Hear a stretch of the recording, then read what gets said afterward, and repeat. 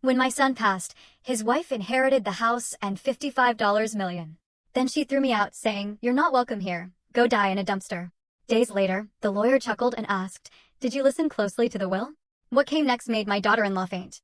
They say grief changes you, but I never imagined it would strip a person bare, revealing a monstrous greed that made my stomach churn. The day after we buried my son, David, I witnessed a betrayal so chilling, it made the silence in his empty house scream with a different kind of pain. That silence, it wasn't the peaceful quiet of mourning. No, it was cold, hard, brittle, the kind that threatens to shatter with a single wrong move. I sat there in David's living room, in the big leather armchair we'd picked out years ago, just staring at the empty space beside me. Every corner of that house echoed his absence. It was in the way the sunlight hit the floorboards we'd laid, the scent of old books from the library we built, the quiet hum of the servers in the basement that powered the company he created from absolutely nothing. Then I heard it. A sharp click-clack of heels on the hardwood upstairs. It felt like a violation, a sacrilege against the grief that should have filled every inch of that home. My daughter-in-law, Chloe, descended the grand staircase. She wasn't wearing black. She was in a sharp, cream-colored business suit, looking like she'd just walked off a magazine cover. Her makeup was flawless, a perfect mask of cool composure. She glided past me, her expensive perfume trailing behind her, without even a glance in my direction. Then, she pulled out her phone and started a conversation, her voice crisp and completely devoid of any emotion. "No, the timeline has to be accelerated," she said, heading toward the kitchen. "We need to liquidate the secondary assets by the end of the quarter. It's about maximizing liquidity. The past is the past." I felt like an old piece of furniture, a forgotten relic she hadn't yet decided whether to keep or discard. The silence returned, now heavier, colder than before. In that moment, I knew the storm wasn't over. It was just beginning. The very next day, we were in David's lawyer's office, Mr. Davies's polished mahogany conference room. The air was thick with the scent of leather and old paper. I'd known Mr. Davies for 20 years. He'd watched David grow up, advised him when his little startup was just a dream sketched on a napkin. He looked at me with a pained expression before donning his professional glasses and clearing his throat. Chloe sat opposite me, her back ramrod straight, hands clasped on the table. She looked like a CEO at a hostile takeover, not a grieving widow. Mr. Davies began to read David Peterson's last will and testament. The legal language was dense, but the core of it was brutally simple. Clause after clause outlined the transfer of David's assets, his controlling shares in the AI company, valued at over $50 million, his investment portfolio, the cars, the art, the bank accounts, the house. Everything was to be transferred to my beloved wife, Chloe Peterson. My name, Robert Peterson, was mentioned only once, in a single sterile sentence. To my father, Robert Peterson, I leave my deepest gratitude for being a wonderful father and my first and greatest teacher. The air left my lungs. It wasn't about the money. I had never cared about the money. It was the feeling of being utterly, completely erased. I looked at Chloe. She wasn't looking at me. A small, almost imperceptible smile touched the corners of her lips. It was a smile of pure, unadulterated victory. In her eyes, I was no longer a grieving father. I was a footnote in the story of her new wealth. As the lawyer's voice droned on, a memory flashed in my mind so clear it felt like yesterday. 20 years ago, I was sitting with David at a greasy diner. He was showing me his business plan, his eyes burning with a mix of passion and fear. I had just sold my modest home, the one I had shared with his mother, and pushed a check for my entire life savings across the table to him. "It's a huge risk, Dad," he'd said, his voice trembling slightly. I had pushed the check back into his hand. "It's not a risk, son," I told him. "It's an investment in you." Now, sitting in that cold office, I watched the woman who held that entire investment in her manicured hands, and I saw no trace of my son in her triumphant gaze. The moment we returned to the house, the mask of civility, thin as it was, dropped completely. Chloe walked through the rooms, not as a resident, but as an inspector. Her eyes scanned everything with a cold, appraising look. She pointed a perfectly manicured finger at a wall of photographs, pictures of David as a boy, of his mother, of him, and me on fishing trips. "All of this has to go," she declared, to no one in particular. "It's just clutter. We need a clean, modern aesthetic." She moved to the bookshelf holding David's collection of first-edition science fiction novels, his greatest treasure besides his work. "These can be sold. I'm sure they're worth something." Her phone rang, and she answered it on speaker, her voice booming with newfound authority. "Yes, it's all confirmed," she said, a laugh in her voice. $55 million, not including the property. "I'm the sole owner now. Complete control." She said that last part while looking directly at me, a challenge in her eyes. She was marking her territory, making it clear that my time here was over. I wasn't just a guest in my son's home anymore. I was a ghost haunting her new property. And I knew with a certainty that chilled me to the bone that she was about to perform an exorcism. For 2 days, I sought refuge in the one place in the house I still felt my son's presence, the library. It was more than a room, it was a cathedral of our shared history. David and I had built the floor-to-ceiling oak shelves ourselves, our laughter echoing in the empty space as we worked. Every book on those shelves told a story. Not just the one printed on its pages, but the story of how it came to be there, a rare copy of Asimov I had found for his 20th birthday, a signed edition of a new author he discovered and loved, his college textbooks with his notes scribbled in the margins. I spent hours there, running my fingers along the spines, straightening a crooked volume, feeling the quiet hum of his intellect, his curiosity, his soul. It was the only room Chloe hadn't yet touched with her cold, appraising gaze. I was carefully dusting a row of his favorite hardcovers when the heavy oak door was thrust open, slamming against the doorstop with a violent crack that shattered the peace. Chloe stood in the doorway, flanked by 2 men who seemed too large for the frame. They were dressed in workout gear, with thick arms and impassive faces. They looked like demolition workers, not guests. Chloe, however, was dressed in expensive athletic wear, her hair in a tight ponytail. She looked at the room, not with appreciation, but with the dismissive eye of a developer looking at an old building before tearing it down. "All right, this is the space," she announced to the men, completely ignoring me. "As you can see, it's just dead weight, all this dark wood and old paper. It's depressing." She turned her gaze on me for the first time, and there was no warmth in it, only impatience. "Robert," she said, her voice sharp and clipped. "I need you to get all of this junk out of here by tomorrow. The elliptical and the weight machine are being delivered on Friday." I placed the book I was holding carefully back on the shelf, my hands steady despite the tremor I felt in my chest. I turned to face her, keeping my voice level, calm. "Chloe," I said softly, "this isn't junk. This was David's collection, his sanctuary. This room is the heart of the house. It's where his memory lives." I looked past her to the 2 men, who shifted uncomfortably, avoiding my eyes. I was appealing to a humanity I wasn't sure she possessed. "You can have any other room. Please, just not this one." I wasn't pleading for myself. I was pleading for my son, for the preservation of the small part of him that still felt tangible, that still breathed in the scent of paper and ink. For a moment, she just stared at me, a flicker of disbelief in her eyes that I would dare to question her.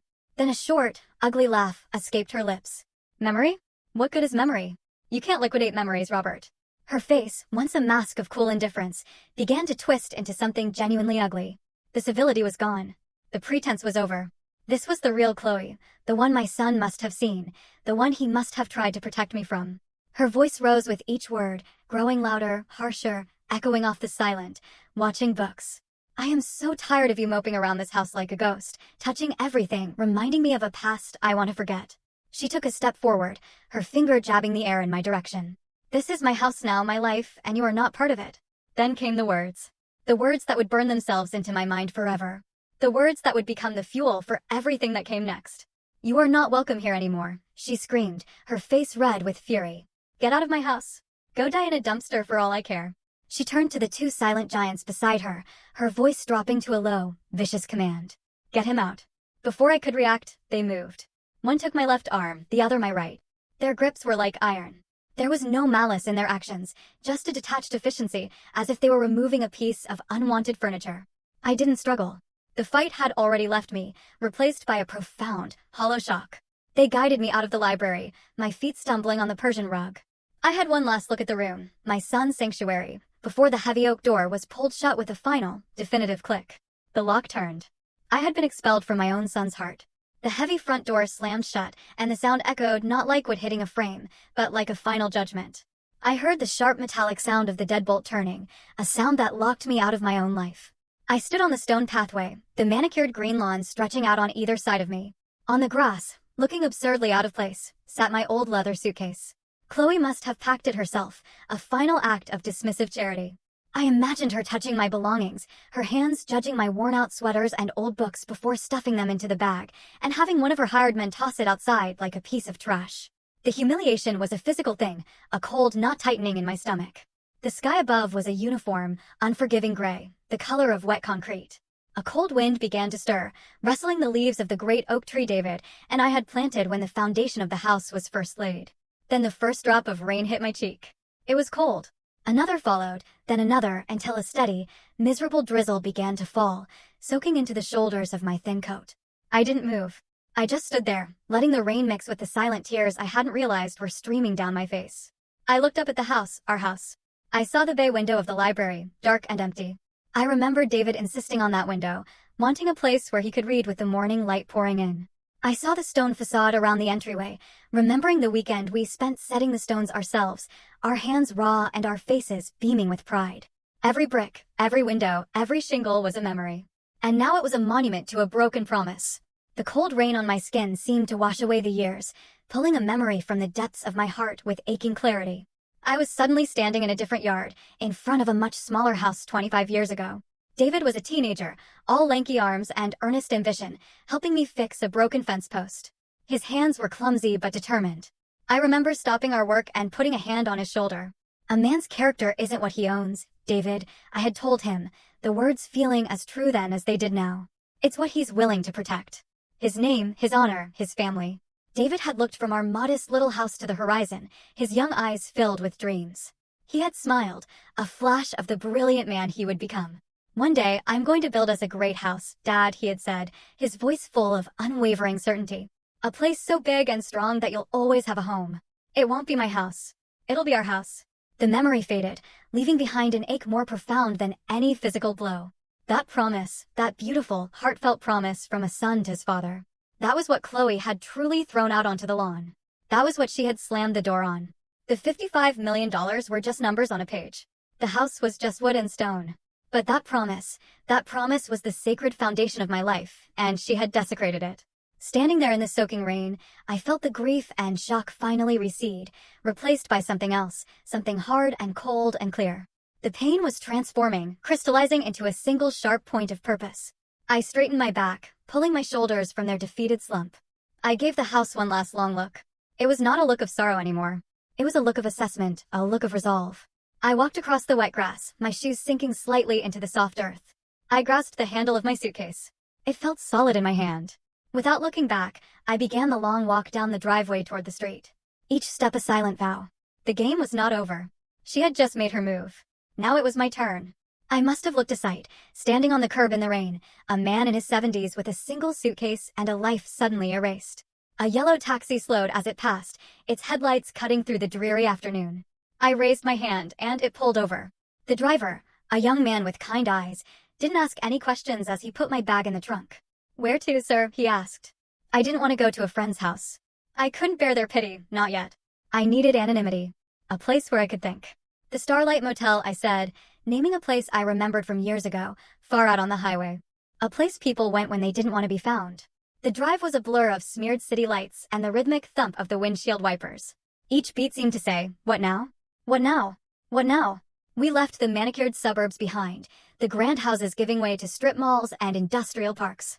The Starlight Motel was exactly as I had remembered it. The sign was missing a T, so it read Starlight Motel, its neon lights buzzing and flickering in the rain. The paint on the building was peeling, and the air smelled of wet asphalt and regret. The room the clerk gave me was on the ground floor facing the parking lot. It was small, and the air was stale. A brown patterned bedspread was stretched tightly over a lumpy mattress. A single lamp on the nightstand cast a weak yellow circle of light. The ancient television was bolted to the dresser. It was the complete opposite of the life I had just been thrown out of. The spacious rooms, the scent of fresh flowers, the priceless art, all of it felt like a dream. This small, sad room was my new reality. I placed my suitcase on the worn luggage rack and sat on the edge of the bed. The springs groaned in protest. The only sounds were the hum of the mini fridge and the distant hiss of tires on the wet highway. For the first time in days, I was truly alone, surrounded by a silence that was entirely my own. But it wasn't the silence of defeat. It was the silence of a chessboard after a devastating move has been made. It was the silence of contemplation. I thought of Chloe's rage, her greed so transparent, it was almost childlike. I thought of the will, so clean, so simple, so unlike my son. David was meticulous. He was a genius who saw every angle, who planned for every contingency in his business. Could he have been so blind in his personal life? Could he have left his own father, the man who had funded his dream, so utterly unprotected? It didn't make sense. The numbers didn't add up. And as a man of history, I knew that when a story doesn't make sense, it's usually because you're not reading the whole text. A new thought began to form. Not a hope, but a hypothesis, a possibility. What if David wasn't blind? What if he was strategic? The thought was a single small flame in the vast darkness of my despair. It was enough. I reached into my coat pocket, my fingers closing around the cool, hard shape of my phone. I pulled it out, the bright screen illuminating my face in the dim room.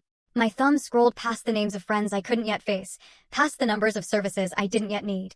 I stopped on one name, a name that now represented the only bridge between the world I had lost and any possible future. Mr. Davies. My finger hovered over the screen for a single heartbeat, a silent question hanging in the air, surrender or fight back. Then, with a steady hand, I pressed the call button. The conflict was no longer about what had been done to me. It was about what I was going to do next. The phone rang once, twice, a shrill sound in the quiet motel room. Each ring felt like a lifetime. I was calling a lawyer, but I was also reaching out for a lifeline, a connection to the son I had lost. Finally, the ringing stopped. Davies. His voice was professional, but I could hear the weariness in it. Robert, he said, a note of concern entering his tone. Are you all right? I was just about to call you. His words sent a small jolt through me. He was about to call me. He was expecting something. I took a deep breath, marshaling my thoughts, determined not to sound like a broken man. I kept my voice steady and even, as if I were delivering a lecture on the fall of the Roman Empire. I reported the facts, devoid of the crushing emotion that lay beneath them. Good evening, Mr. Davies, I began. I'm calling to inform you that I am no longer residing at my son's house. Chloe made it clear I was not welcome. I've taken a room at the Starlight Motel on the interstate. The silence on the other end of the line was heavy, but it wasn't the silence of shock or disbelief. It was the silence of sad, weary confirmation. I heard him sigh, a long, slow exhalation of breath that seemed to carry the weight of a secret he had been holding for too long. Robert, he said, and the professionalism in his voice was replaced by the genuine sorrow of a friend. I am so sorry you had to go through that, truly. But I can't say that I'm surprised. My grip tightened on the phone. Not surprised. The small hypothesis that had formed in the darkness of my despair suddenly felt less like a guess and more like a certainty. My son had known. He had seen this coming. Mr. Davies continued, his voice low and filled with a pained affection for the friend he had lost. David was a brilliant man, Robert. He could predict market trends and technological shifts years in advance. He saw the world in patterns, in lines of code, and probable outcomes. And he saw the patterns in people too. He knew his wife. He loved her, I think, in his own way. But he was not a fool. He was a planner. He always had a contingency. I closed my eyes, picturing my son's face. Not his smiling photos, but the look of quiet worry he sometimes had when he thought no one was watching. The burden he must have carried. Then Mr. Davies's tone shifted. The friendly sorrow was gone, replaced by the crisp, precise voice of an executor about to perform his duty. Robert, I'm going to tell you something now that I was bound by my fiduciary duty and my promise to David not to reveal unless a very specific set of conditions were met. By forcibly removing you from the house, Chloe has just fulfilled those conditions. I held my breath. This was it. David left me with a sealed envelope and a list of private, detailed instructions, the lawyer continued. The what we read in my office the other day, it was not the entire story. It was true in a legal sense, but it was incomplete. Think of it as the first move in a chess game my son knew he might not be around to finish. I felt a wave of emotion so powerful it almost knocked the wind out of me. Grief, sharp and fresh, for the terrible knowledge my son had to live with, and an overwhelming, crushing love for his foresight, for his fierce, protective heart that reached out to care for me even from beyond the grave. What are you saying? I whispered, though I already knew the answer. Mr. Davies's voice was firm now, a beacon in the storm. I'm saying there is another clause, a contingency clause triggered by specific actions. David called it his character test. He wanted more than anything to give Chloe a genuine chance to prove him wrong. He hoped she would choose decency. He hoped she would choose family. But he planned for the probability that she would choose greed. The small, flickering flame of purpose inside me roared to life. My son had not abandoned me. He had armed me. Mr. Davies's final words were not a comfort, but a call to action. She has failed the test, Robert. She has made her move. Now it's time for us to make David's. Mr. Davies's voice over the phone was a lifeline, pulling me from the wreckage of the past few days and setting me on solid ground. I sat up straighter on the lumpy motel bed, listening with an intensity I hadn't felt in years. To understand what David did, the lawyer began, his tone now that of a strategist explaining a brilliant campaign. You have to understand that he didn't write a simple will. He created a test, an ethical and legal stress test, with his entire fortune as the subject. I could almost see my son in those words, the meticulous planner, the genius who saw every possible outcome. The document we read in my office, Davies continued, was the first part of that test. It was the bait. It was designed to give Chloe everything she thought she ever wanted, but it came with a single, almost invisible string attached. He paused for effect. That string was a legal concept called fiduciary duty. It's a term we lawyers use all the time, and it usually sounds like boilerplate, but David turned it into the entire key to the mechanism. I listened, enraptured, as he explained the elegant, devastating simplicity of my son's plan. The will stated that the inheritor, Chloe, was entrusted with the entire Peterson estate, but it also contained one crucial, carefully worded clause. It said she was bound for a 30-day evaluation period to a solemn fiduciary duty to protect and uphold the welfare and legacy of the Peterson family. It sounds like a sentimental phrase, doesn't it? Davy said, a hint of admiration in his voice, but in the context of a will, it's a legally binding instruction. Family legacy doesn't just mean the money. It means the people, the history, the honor. It means you, Robert. The pieces began to click into place in my mind, forming a picture of my son's incredible foresight. When Chloe threw you out of the house, Davies explained, his voice turning hard as steel, she did more than just a cruel thing. She took a sledgehammer to the most important clause in the will. She proved in the most dramatic way possible that she had no intention of upholding the welfare or legacy of the family. She violated her fiduciary duty, and that violation is the trigger. He told me that this breach gave him, as the executor, the full legal authority to unseal and activate a second document, a sealed codicil to the will that David had left in his private safe. As Mr. Davies spoke, the dreary motel room around me faded away. I was transported back 3 months to the last quiet evening I had spent with my son. We were in the library, a comfortable silence between us. David had been staring intently at his laptop, his brow furrowed in concentration. He looked up at me suddenly, his eyes tired but clear. There was a weight to him that evening, a weariness that went beyond work. Dad, he had said, his voice quiet but serious. If anything ever happens to me, I need you to trust what I've built. I had thought he meant his company, the algorithms, the patents. I had put my hand on his shoulder and told him I always would. But he shook his head slightly. No, not just the company, he clarified, looking back at his screen, full of what I now realized must have been legal documents. I mean the system. The system I built to protect you. I hadn't understood then. I thought he was talking about firewalls or financial arrangements. I didn't realize he was forging a shield of law and love around me. Now, in this lonely motel room, his words were the clearest thing in the world. He had been preparing for this very day. I came back to the present, my heart aching with a mixture of immense grief and profound pride. My son was gone, but his brilliant mind was still at work, still protecting me. So, what do we do now? I asked Mr. Davies, my voice no longer trembling. It was the voice of a man with a mission.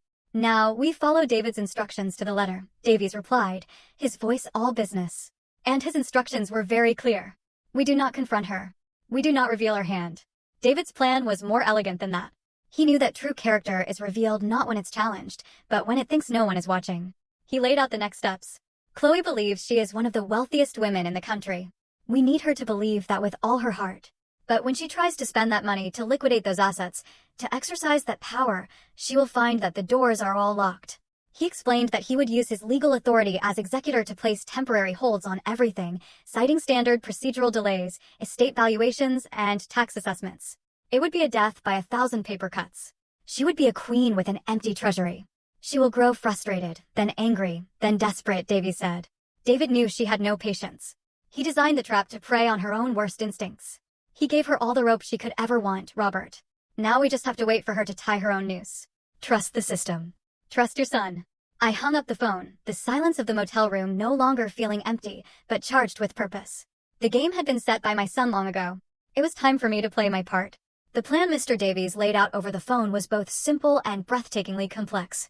It was a legal labyrinth designed by my son, and Mr. Davies was handing me the map. His instructions for his part were precise. He would begin the process of legally freezing the estate's major assets. He would use the perfect, impenetrable shield of bureaucracy. There would be notices of probate filings for asset valuation, requests for federal and state tax clearances. Each step was a standard, legally required procedure, but when done with deliberate slowness, they would form an invisible wall around the $55 million. Chloe would be able to see the fortune, but she would be utterly unable to touch it. It would be like a starving person staring at a banquet through a pane of unbreakable glass. My instructions were much simpler and much harder.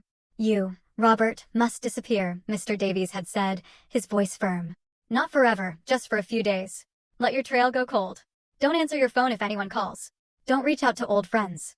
To Chloe and to the world, you must be what she believes you are, a broken, defeated old man who has run away to some dark corner to grieve. Your absence will be her confidence. Your silence will be her signal to act rashly. We need her to feel completely, utterly, and foolishly secure. We spoke for a few more minutes, confirming the details, and then the call was over. I placed my phone on the worn-out nightstand. The motel room was silent once more. I looked around at the cheap laminate furniture, the stained carpet, the thin, faded curtains. An hour ago, this room had been a symbol of my humiliation, the lowest point of my life. But now, it felt different. It felt like a bunker, a command center. The anonymity I had sought out of shame had become a strategic advantage. This wasn't a place of defeat. It was a staging ground. A younger, angrier version of myself might have called this feeling a thirst for revenge. I might have savored the thought of Chloe's future suffering. But sitting there in the quiet solitude, feeling the immense weight of my son's trust reaching out to me from the past, I knew this was something else entirely. It wasn't about inflicting pain. It was about revealing a painful truth. It was not vengeance. It was the slow, methodical execution of justice. My son's justice. I was not an avenger. I was an executor tasked with carrying out the final, most important wish of my child, to protect his legacy from the one person he knew would try to destroy it.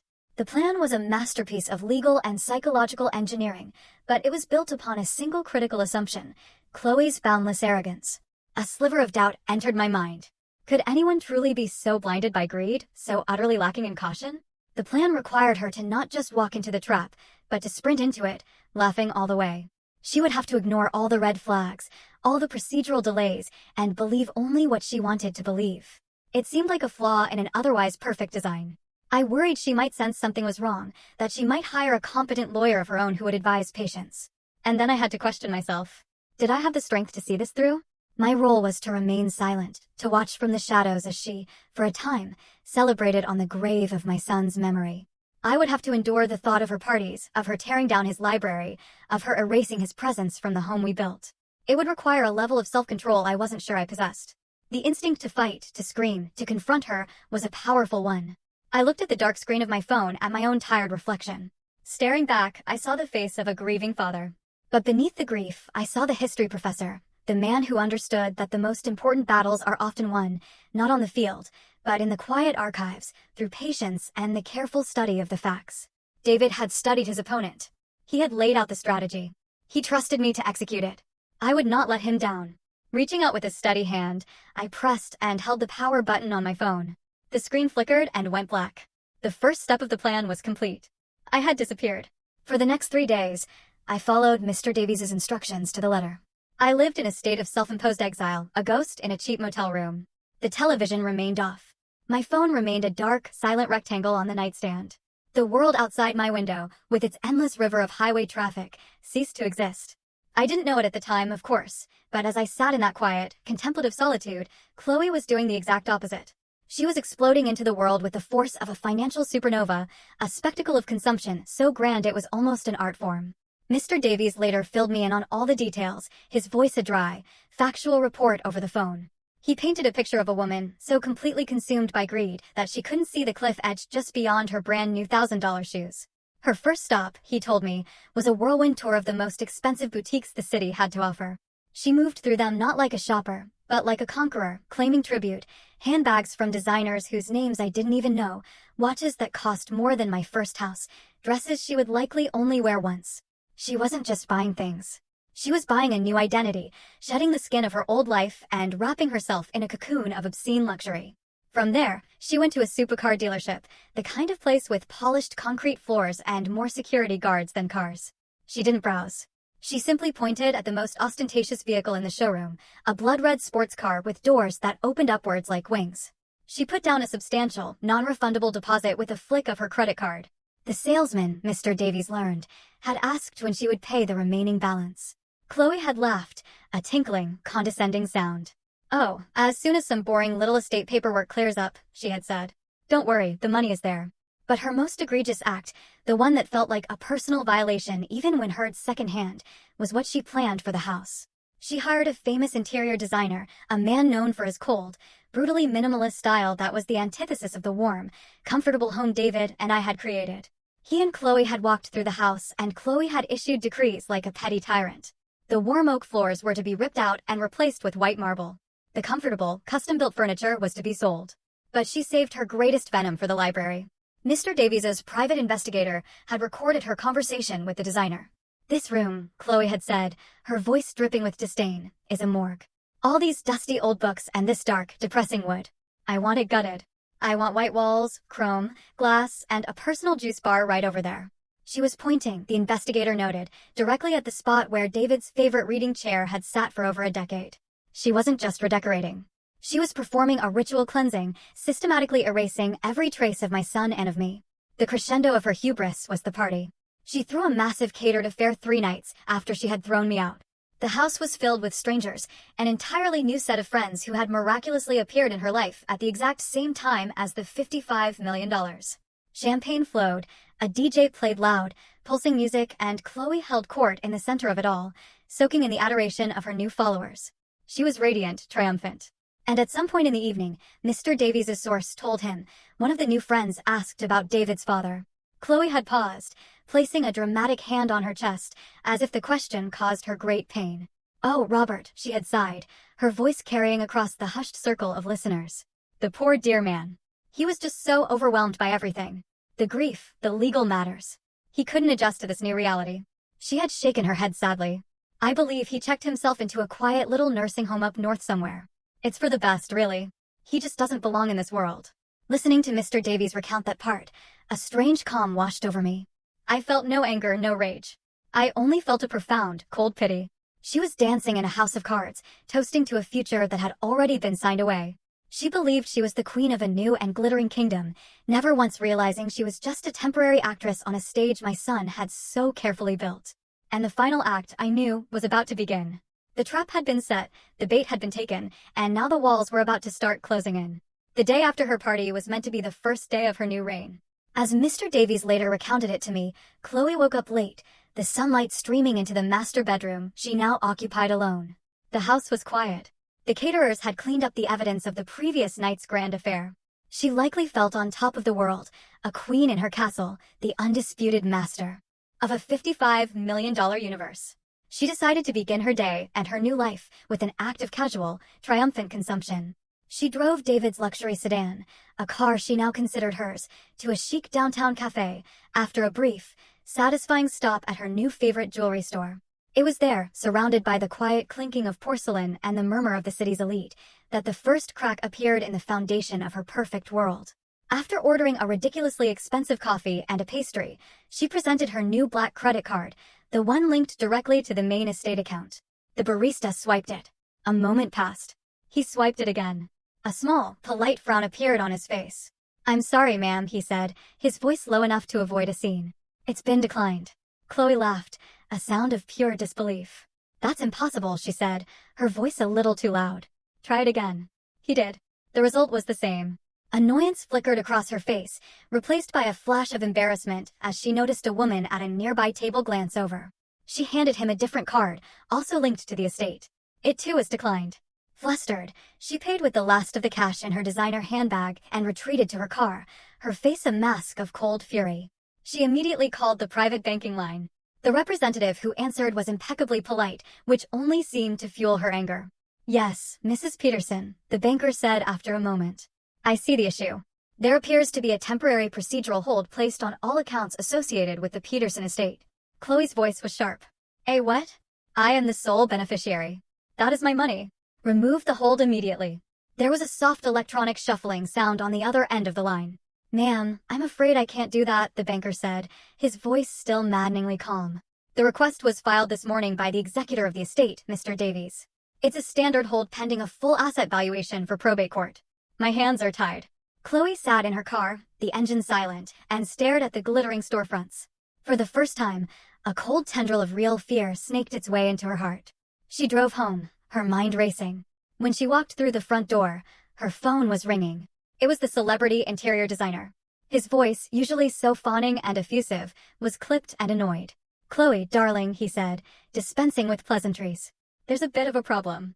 My demolition crew arrived at the house this morning to begin work on the library, but they were turned away. We were served with a legal notice, a temporary injunction on any structural alterations to the property filed by the estate's executor." He took a breath. "My crew bills by the hour, darling, and right now they are billing me for doing absolutely nothing. What is going on?" Chloe sank onto a pristine white sofa, the phone feeling cold against her ear. She was surrounded by the walls she wanted to tear down, but an invisible, more powerful wall had just been erected around her. Before she could even formulate a reply to the designer, another call came through. It was the car salesman from the Maserati dealership, and the cheerful deference was gone from his voice. It was now the voice of a man who wanted his money. "Mrs. Peterson," he said, his tone all business. "I'm calling about the final payment for the Gran Turismo. As we discussed, your deposit holds the vehicle for a 72-hour window. We're now at hour 75. We need that wire transfer today. Otherwise, I'll be forced to release the vehicle to another interested party. And as per the contract you signed, the deposit is non-refundable." The sports car, the ultimate symbol of her new status, was about to vanish. Every pillar of her new life was crumbling one by one in the space of a single morning. That was when the panic truly set in. Her confident rage dissolved into a frantic, cornered fear. She had only one move left. She dialed the number for Mr. Davies' office, her thumb jabbing at the screen. The moment he answered, the dam of her composure broke, and a torrent of furious, terrified words poured out. "What have you done?" she screamed into the phone. "Why is my money frozen? Why can't I touch anything? This is my house. You work for me. I am the estate. You can't do this to me. I will sue you. I will ruin you." On the other end of the line, as Mr. Davies later described it to me, he simply held the phone a few inches from his ear and waited for the storm to pass. When she finally paused to take a breath, he spoke, his voice the calm, unshakable center of her hurricane. "Mrs. Peterson, I understand your frustration. However, as I am sure you can appreciate, the final settlement of an estate of this size is a highly complex process." "Standard procedure?" she shrieked. "There is nothing standard about this. I assure you, Mrs. Peterson," he continued, his tone maddeningly professional. "Every action I have taken is a perfectly standard and legally required step to protect the assets of the estate during the probate period. I am simply following the letter of the law." She screamed again, a raw, frustrated sound of a spoiled child being denied what they want. She was beating her fists against an invisible wall, a wall built of procedure, of legality, of my son's brilliant, patient design. After a final incoherent threat, she slammed the phone down. She was trapped. Trapped not by bars or locks, but by the very system she thought had given her everything. She was a queen in a gilded cage, and my son, through the calm, steady hand of Mr. Davies, had just quietly and irrevocably turned the key. 5 days, according to the updates I received from Mr. Davies over the motel's crackling landline. That's how long it took for Chloe's new world to rust. The invisible walls he had erected had done their job perfectly. Her life, which had seemed so boundless and glittering just days before, had become a gilded cage. The unpaid invoices from the party caterers and the DJ were now arriving with angry red notices demanding immediate payment. The interior designer had sent a scathing email and a bill for his wasted time.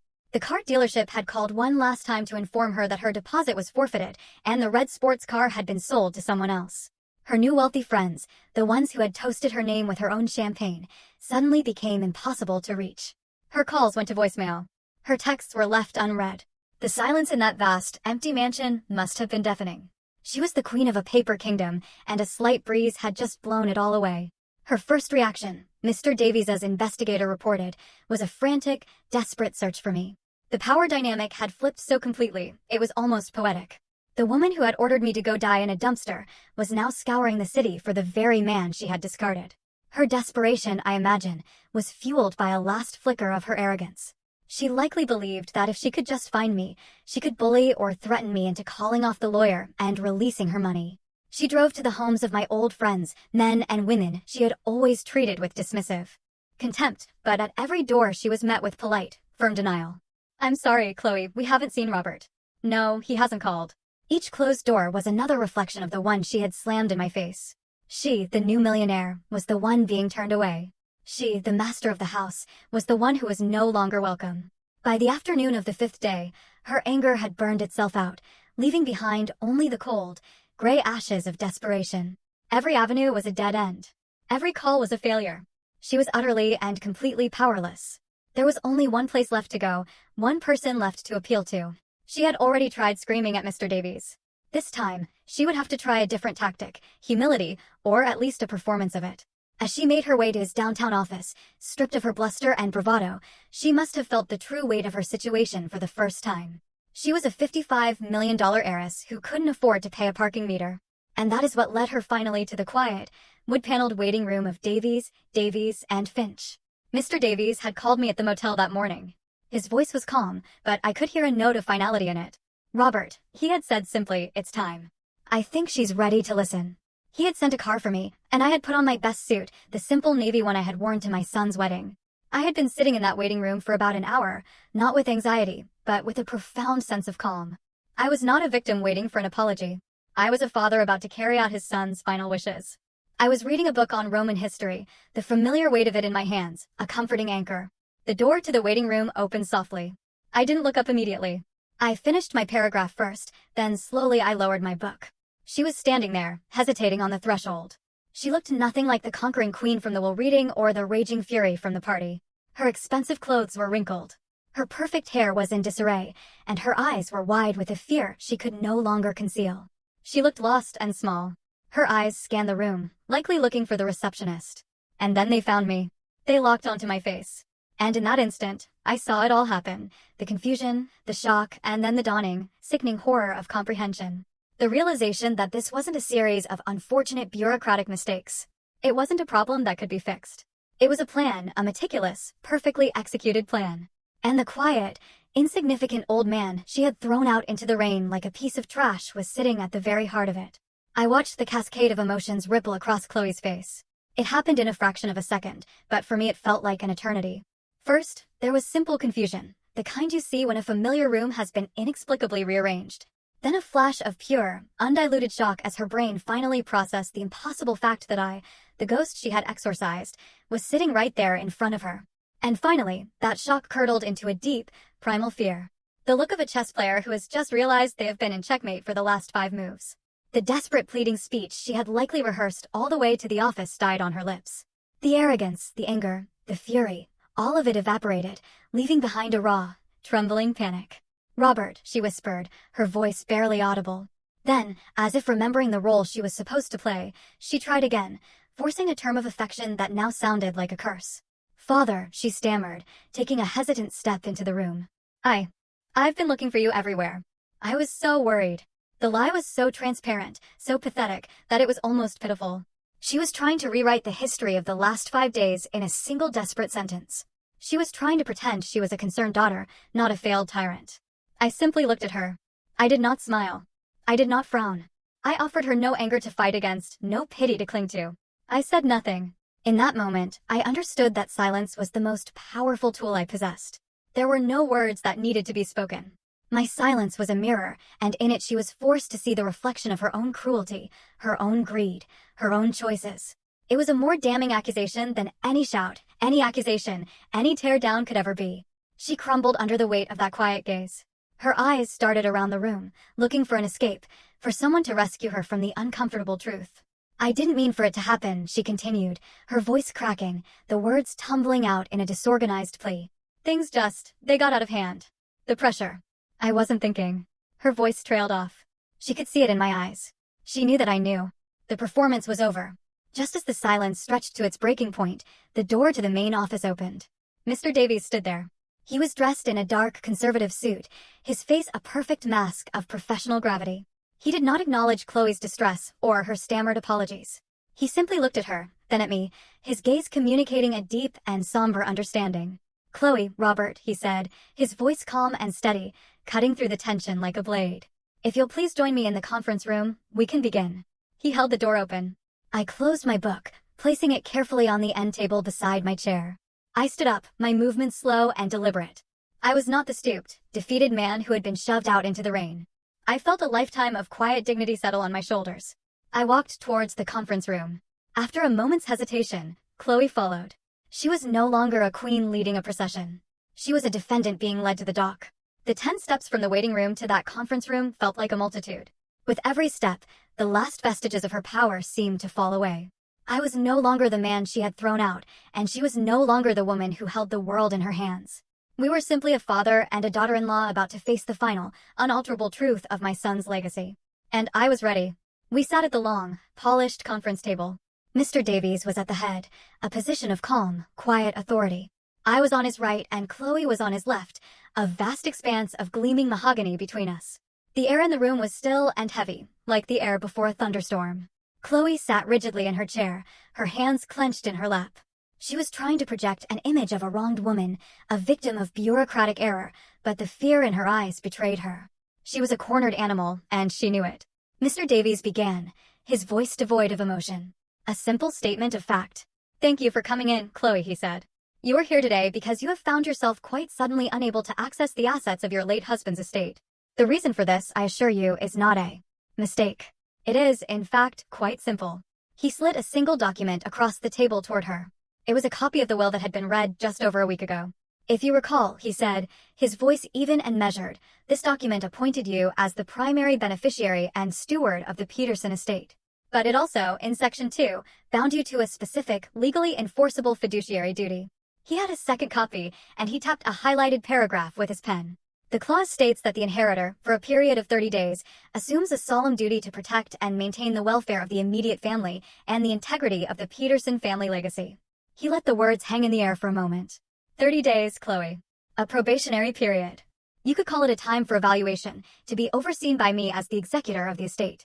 Chloe stared at the paragraph, her eyes scanning the words as if seeing them for the first time. I could see the confusion warring with her rising panic. Mr. Davies continued, his voice relentless in its calm precision.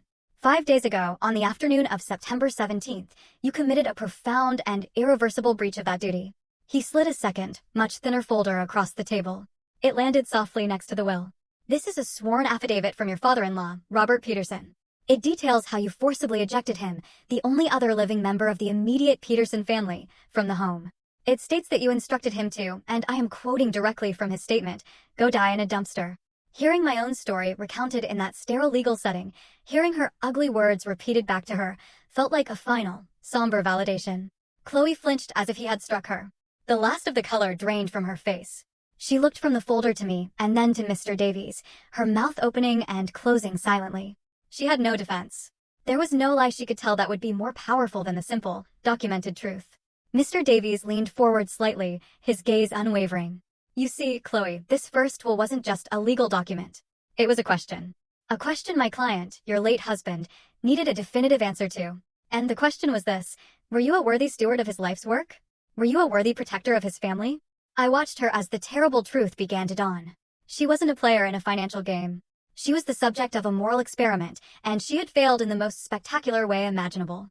"Your actions," Mr. Davies said, his voice dropping slightly, becoming more intense, provided the answer to that question with absolute clarity, which leads me to a question of my own for you. He paused, letting the silence press down on her. "Did you listen carefully to the entire will, Chloe? Did you pay attention to the words in Section 4, Subclause C? The small print? The part that refers to the automatic and immediate activation of codicil B in the event of a catastrophic breach of fiduciary duty by the primary beneficiary." Her face was a blank mask of uncomprehending horror. She had heard only the $55 million.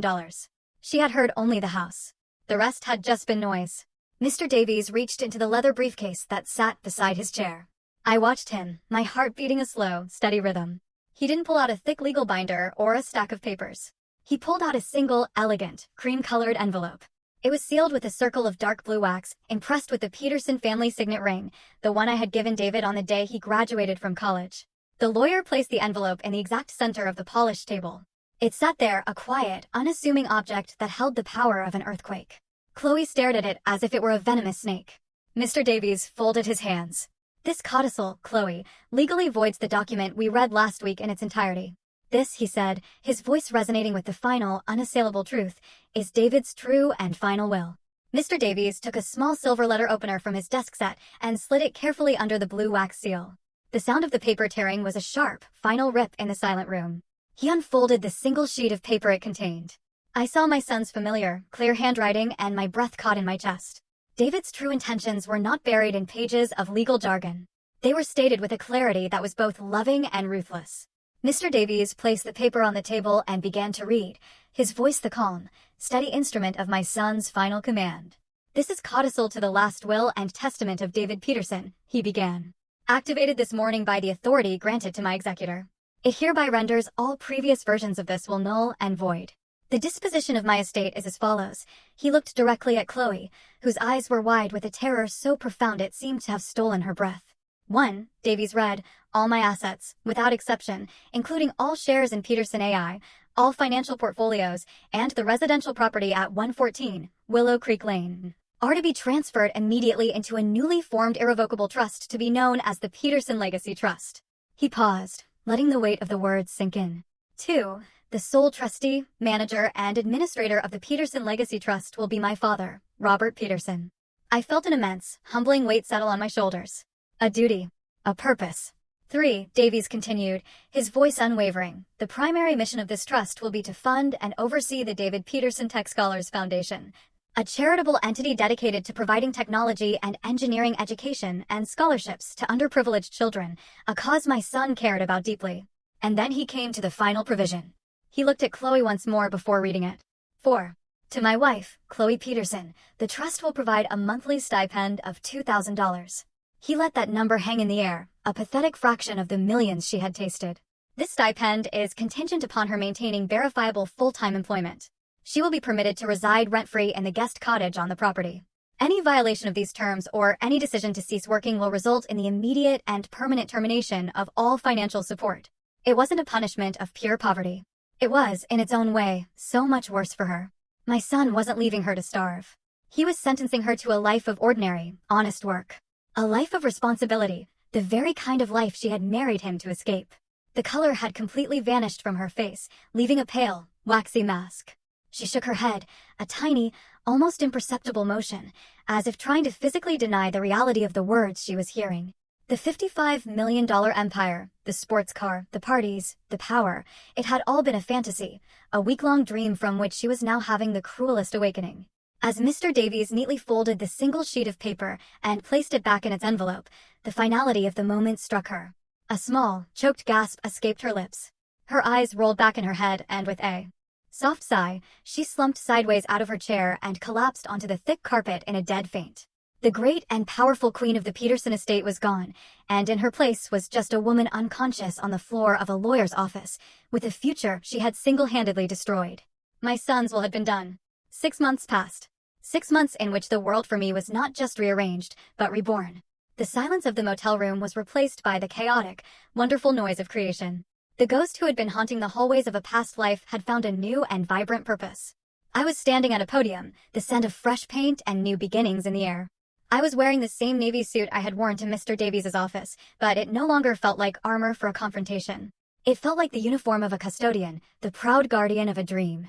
I looked out, not at a tense and hostile daughter-in-law, but at a room filled with the bright, hopeful faces of young students, the first graduating class of the David Peterson Tech Scholars Foundation. When I began to speak, my voice was strong and clear. "Good morning," I said, a genuine smile on my face. "My name is Robert Peterson, and I am my son's father." I told them stories about David. Not about David the tech mogul, the millionaire, but about David the curious boy who took apart our family's only television set just to see how it worked. About David the determined young man who believed that the magic of technology shouldn't be a luxury for the rich, but a tool for everyone with a dream. Many people will remember my son for the fortune he created, I told the crowd. But that fortune was never his goal. It was only a byproduct. His real dream, his true legacy, is this. I gestured around the room at the gleaming new computers, at the smartboards, at the eager faces of the children who would learn and create and build their own futures here. David believed that talent is universal, but opportunity is not, I continued. He wanted to build doors for those who had only ever been shown walls. So today, we are not just opening a building. We are continuing his most important work. We are fulfilling his true will. Not the one written on paper, but the one that was written on his heart. As the room filled with warm, heartfelt applause, my thoughts drifted just for a moment to Chloe. I don't think of her with anger anymore. I rarely think of her at all, but I know where she is. My son's trust, in its quiet, methodical way, still keeps an eye on her. The image that came to my mind was of a different kind of room, a busy downtown coffee shop during the morning rush. Chloe was behind the counter, wearing a simple green apron with her name on a plastic tag. Her hair was pulled back, and her face was bare of the expensive makeup she used to wear. She moved with a practiced efficiency, frothing milk, calling out orders, wiping down the counter. She looked tired, the kind of tired that comes from standing on your feet for 8 hours. A customer was rude to her, complaining that his latte wasn't hot enough. I saw a flicker of the old fire in her eyes, a flash of indignation, but it vanished as quickly as it came, replaced by a weary resignation. "I'm very sorry, sir," she said, her voice flat. "I'll make you a new one." She had been sentenced to a life not of poverty, but of consequence a life of ordinary, honest work. And in her own quiet way, she was serving her sentence. A young girl no older than 14 tugged on my sleeve, pulling me back to the present. She pointed excitedly at her computer screen, showing me a simple line of code she had written that made a cartoon dog wag its tail. Her eyes shone with pride and discovery. I smiled, a real smile that reached my own eyes. My sons had created 2 new realities. For Chloe, a world of quiet consequence. For me, a world of noisy, chaotic, wonderful purpose. The library is my office now. My son's favorite room is no longer a silent sanctuary of memory, but the bustling heart of his living legacy. The dark oak shelves are still here, but now they share space with whiteboards covered in plans and ideas. The air, once thick with the scent of old paper, now buzzes with the energy of a brighter future. I often sit at his old desk in the evening after the small, dedicated staff has gone home. On the corner of the desk is a photograph of David taken on a hiking trip years ago. He is grinning, the sun in his eyes, the whole world at his feet. I look at it and I feel no sorrow, only a quiet, profound pride. Justice, I've come to realize, isn't always a loud and thunderous affair. It doesn't always come with a gavel strike or a shouted verdict. Sometimes justice is the quiet, satisfying click of a well-laid plan falling perfectly into place. My son didn't leave behind a pile of money. He left behind a legacy of passion and the belief that one person's success could be used to build a ladder for others. My purpose, my great honor, is to ensure that legacy breeds and grows every single day. In fulfilling my son's true will, I did more than just reclaim a house. I reclaimed myself. I found a reason to get up each morning that was bigger than my grief. I found my way back to the man my son always knew I was.